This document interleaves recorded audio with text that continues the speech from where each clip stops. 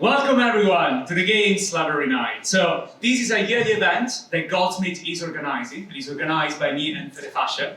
And it's an event that we do every year. We try to do it twice a year, sometimes once a year, depending on how it goes. And what we want to do with the Games Library Night is to try to give voice to underrepresented folks in the game industry and to talk about topics that maybe we wouldn't have time to cover usually in our courses and in our classes. And if you're here, probably you know what we're going to talk about tonight. We're going to cover games, sex, and romance, but mostly we're going to talk about sex, to be honest. So you've been warned, you know what you're getting into. So I don't want to see any complaint. You know what you're getting into. So before we start, I'm Zucconi. I'm the Director of Postgraduate Studies here in the Department of Computing. And tonight, if you allow me, I'll be your Dungeon Master.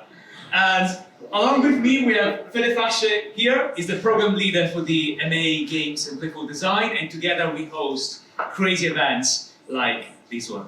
And of course, we're not in our usual department. Tonight we're actually in the library. And so this event wouldn't be possible without the support of Caitlin Moore and Noel McLaren. So I think we really need to have a big round of applause to all the people that make this possible.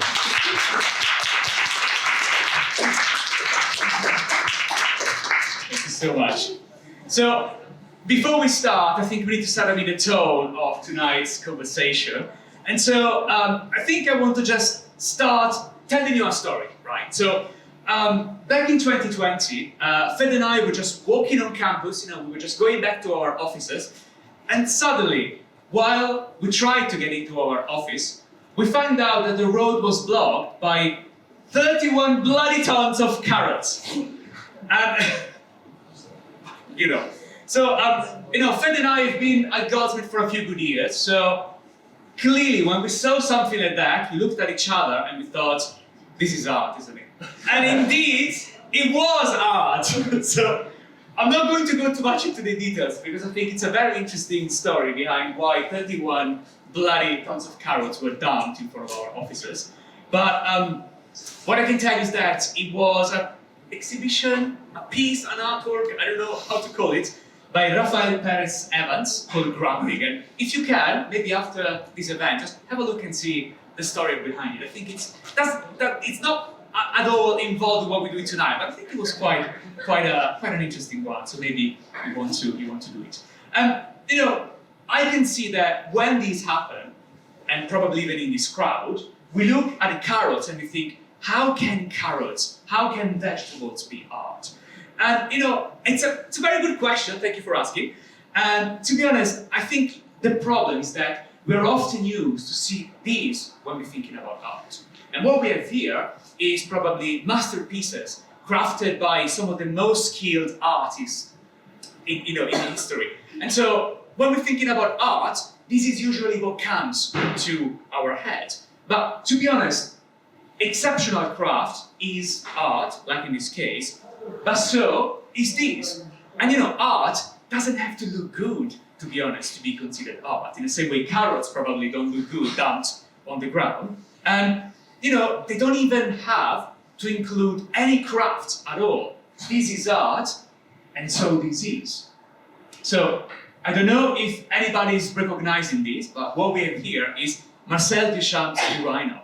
This is an actual porcelain urinal that Duchamp himself signed and put it in the middle of an exhibition space as a piece of art. And again, this indeed is art, even though there is absolutely zero craft involved into it. And the rationale is that just by being touched by an artist, just by being selected by an artist among all the other porcelain urinals in the world, this everyday object is raised to the status of a piece of art, just by being selected by an artist. And I think this is important because art doesn't have to look good, and art doesn't even have to be crafted. But what it has to do absolutely to be art is to make a statement, is to push boundaries. And to be honest, I think that 31 tons of carrots definitely managed to push some boundaries and to make a statement. Now, I know that tonight we have quite a few game developers or people that want to be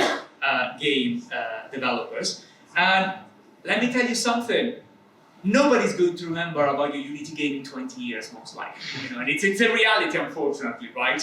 But in 20 years, my colleagues and I are going to be talking about the bloody carrots in front of our offices. And so I think that this statement is something that actually stayed with us. And it's because this pushed the boundaries of what we consider art.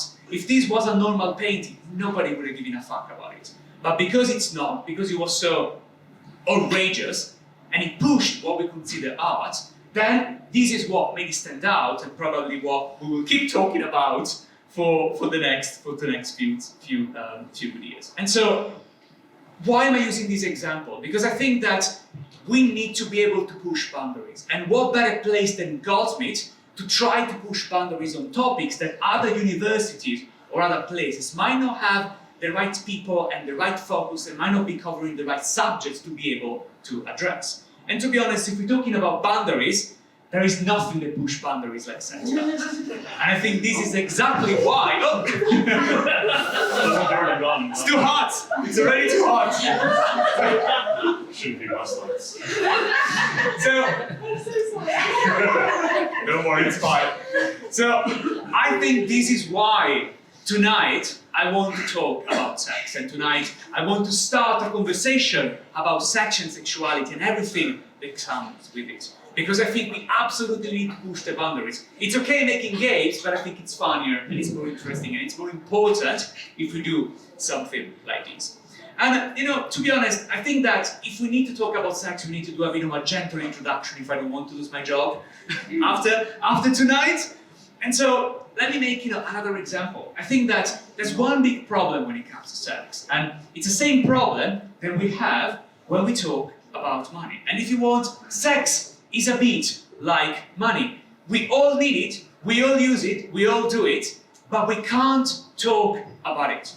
We can't talk about sex in the same way we can't talk about money. So it would be very inappropriate for me to say how much I'm earning, and it would be very rude to ask how much someone else is earning. And there are even companies that have as policies that prevent people from being able to talk about how much they earn. Because the question you have to think about is that if people are able to know how much they all earn, probably they will realize how much injustice there is in the workplace. And so all this conversation, all these taboos around sex, they're not taboos, they're social tools that are designed and imposed and taught to people to prevent them from accessing a certain level of justice. And the same policies, if you want, they apply to sex. Sex is everywhere, it permeates every aspect of our life. We are here because of sex. So think that, it's literally quite the reason why we are here right now. And more than everything, our society is incredibly sexually charged, but we can't talk about it. And this gets so extreme that, I don't know if you're familiar with what's on screen now. So Unicode has many characters from various different languages around the world, and 3 characters from Unicode are Egyptian hieroglyphs that represent something that I'm sure you all recognize. Don't let me have to explain this to you. Now, the fear and taboos around sex is so extreme that many systems, many platforms, they refuse to show those 3 Egyptian hieroglyphs. And so if you try and render them on some platforms, you will see these. And I think, this is completely socially constructed, and it has a very strong implication. What's happening here is that body parts are illegal. And more than that, only certain body parts are illegal. And only of certain genders. And I find this incredibly problematic. And it's a problem that if we cannot talk about it, we cannot properly address it. And ultimately this leads to something that is really problematic. The fact that our own bodies, our very own bodies, are heavily legislated upon, and sometimes even criminalized, for example, when it comes to trans people. And so this creates all sort of problems, and we are not allowed to talk about it. And if we can't talk about it, how can we change those things? How can we ensure that we change society in the way we want if we cannot talk about it. And so the question that I have for you is who? Who is empowered by this silence? In particular, we talk a lot about feminism, and my question is, how can we be feminists if we cannot talk about sex and consent? How can we be feminists if we cannot teach sex education in school and we cannot teach what consent means to very young kids? They're going to have sex regardless whether or not we taught them, so it's better to teach them. And likewise, how can we be inclusive if we cannot talk about sex and disability? I don't know if you're aware of this, but if sex is taboo, sex and disability, there are even more taboos, up to the point that there is almost nobody talking about how disabled people can have sex and access sexual services. And this is a big problem, because even people with disabilities, I'm not saying that they have a right to sex, but they should be able to have sex if they want to. And this is not talked. There are so many more barriers. If it's difficult for us to have it and talk about it, imagine for people that have disabilities. And this is why we absolutely need to be able to have honest and open conversation about sex, and even making fun of it, because we need to depower the fear that we often have about sex. And this is why I want to have this evening, because we need absolutely to talk about sex. And to be honest, sex is at the intersection of pretty much every topic that we do at every level, at any level, including games. And so we teach games, so probably starting with games could be a very good starting point. After all, I think we can all be honest, how many kids of my generation had their own sexual awakening from Lara Croft and then sharp curves? How many? If we go a bit more far ahead in time, games had an impact on many people's life beside Lara Croft. And in particular, other games that had such a strong impact, for example, are The Sims. How many queer kids discovered their own identity thanks to The Sims and been able to play and role-play different gender and realize that maybe that fits better in their own life? How many people had that from The Sims? And this doesn't just apply to that. Think about the impact that games like Dream Daddy had on people's endless quest for companionship. Or, I can see people taking screenshots. Or, even more than that, imagine how many games they've spent, how much of their time and how much of their appeal is created through the emotional connection that is there thanks to the romance. Like, for example, Mass Effect. If Mass Effect didn't have romance, would you play it? No, I wouldn't. Of course nobody would. So, we have to own that a lot of people sometimes want that from those games. And this is something that we absolutely need to be able to deliver to them.